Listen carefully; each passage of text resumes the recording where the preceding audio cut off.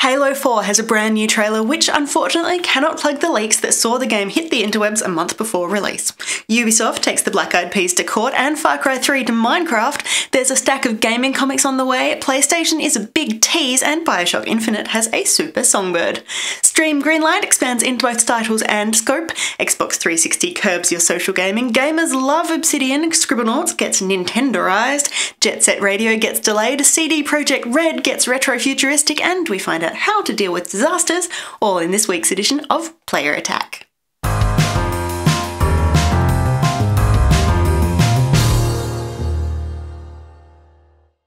Hi, I'm Jessica Citizen. We start this week's Player Attack with a public service announcement. Halo 4 has been leaked nearly a month away from its November 6th release date. A physical copy of the game disc was found in the wild, although nobody seems to be admitting quite where. Developer 343 Industries is reportedly unfazed by the apparent theft and subsequent piracy of the game, but Microsoft is working with law enforcement agencies to investigate the situation and, somewhat more impressively, is wielding the permanent ban hammer against anybody seen playing the game on Xbox Live. If you are a Halo fan, be very careful when hanging out in online forums, social networks, websites, or anywhere that public comments may be posted. You never know which click might lead you to the ending of the story you've been waiting so long to see, particularly if you're checking out the brand new live-action launch trailer for the game, known as Scanned.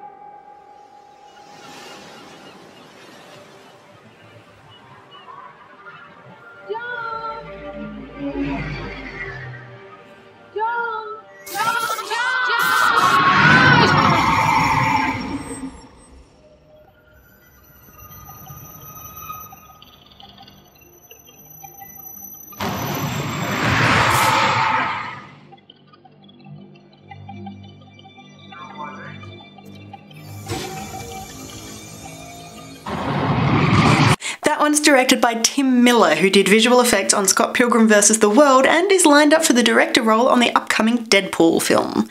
Esteemed Hollywood director David Fincher from The Girl with the Dragon Tattoo and The Social Network produced the Halo 4 short. Other big news this week saw Ubisoft suing the Black Eyed Peas, claiming that their management company, BEP Music LLC, refused to acknowledge an iOS game created using the band's image.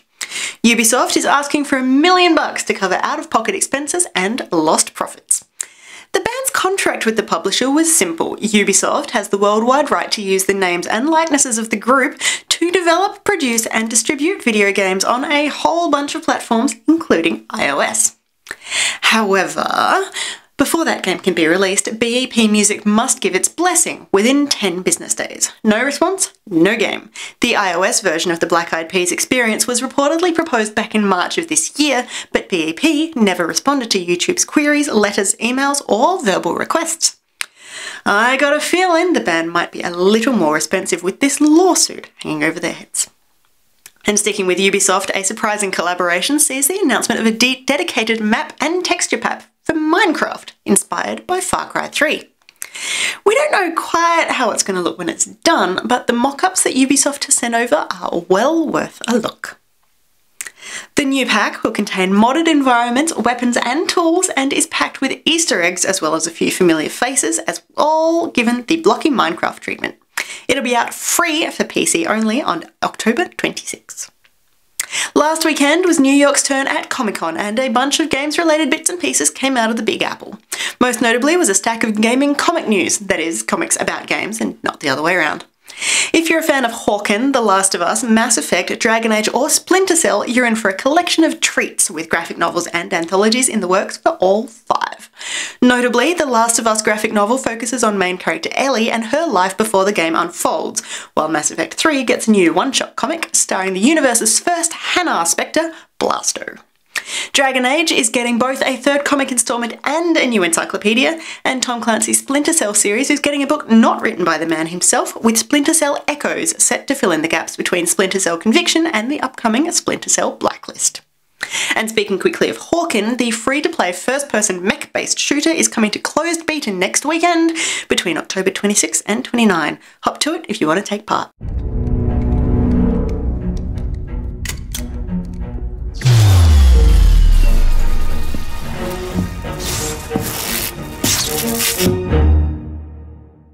That's new from PlayStation. It's called The Reload, and now you know as much about it as we do.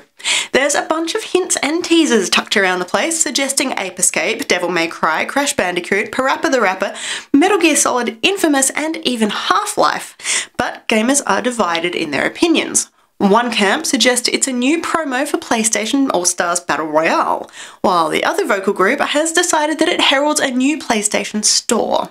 All will be revealed on October 23rd.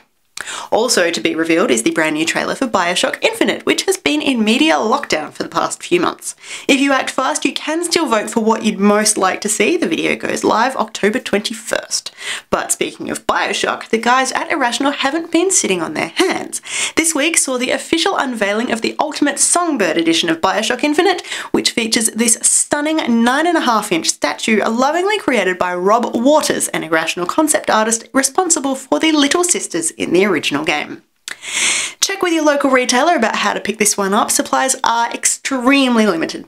The Ultimate Songbird edition contains, obviously, the statue, but also a 64-page art book, lithographic print, keychain, handyman figurine, and a bunch of DLC.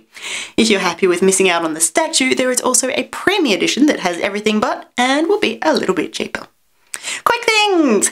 The next round of Steam Greenlight games was announced this week, with 21 new titles making the cut.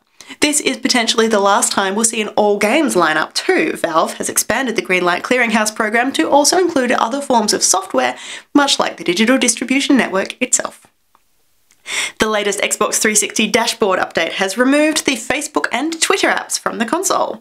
An official statement from Microsoft suggests that now that Internet Explorer has been added to the system, you should just use that instead. Obsidian Entertainment's crowdfunded title Project Eternity was somewhat overfunded this week at the end of its campaign, raising just over $4 million. The old-school RPG is officially the most funded video game project ever hosted on Kickstarter, overtaking the Double Fine adventure by nearly $1 million. Scribblenauts Unlimited sees Maxwell get a few new friends as Fifth Cell announces a collaboration with Nintendo. The Wii U version of the game will feature dozens of characters and items from both the Legend of Zelda and Super Mario franchises, which you can summon in with just a few words. The PC and 3DS versions of the game unfortunately miss out. Jet Set Radio HD was supposed to launch on PlayStation Vita this week, but Sega pulled the plug at the last minute, delaying the re-release indefinitely. It requires a little more work before being quite ready, so while you can pick it up right now for Xbox 360, PS3, Windows PCs and Dreamcast, you will have to wait a little bit longer to play it on the bus. CD Projekt Red has excited fans from around the world with the unwrapping of its latest project, Cyberpunk 2077, set in the world created by Mike Pondsmith, creator of the original pen and paper RPG Cyberpunk and one of the fathers of the cult genre. We haven't seen much of the game just yet, but if you're a fan of William Gibson, Blade Runner, or, Cyberpunk 2020, this one will be right up your dingy neon alley. And finally this week, a trailer that literally had me clapping my hands with glee and wondering if I could use some sort of hibernation process and just sleep until February.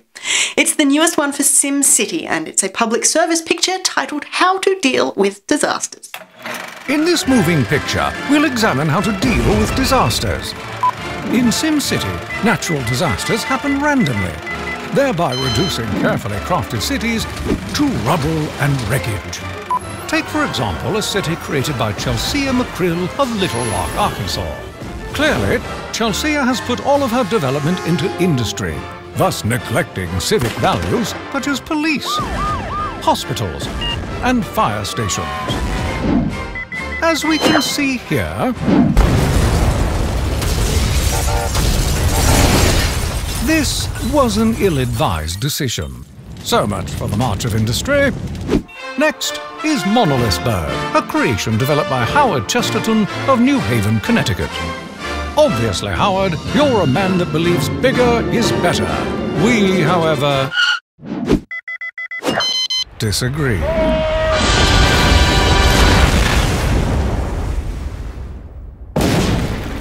With no means of repair, he'll have plenty of time to consider his inadequacies. This is Taylortown, made by Taylor Smith of Spokane, Washington. Taylor has built a modest community with citizen safety in mind. Unfortunately for him, safety is not our priority. Ta-ta, Toto. And now, let's see how each subject handles cleanup and repair. As expected, Taylor is in tip-top shape. Not so much for Moneybags Chelsea. And certainly not for high-rise Howard. Splendid! So we can conclude. No fire trucks, plus no hospitals, plus no police, equals complete and utter disaster. Remember, fire stations are your friend, tip your hat to your police chief, and a healthy sim is a happy sim. Due out for both PC and Mac in February 2013, 4 months never felt quite so far away. For the full version of those trailers, or for more information on any of these stories, head to playerattack.com. I'm Jessica Citizen. We'll see you next week.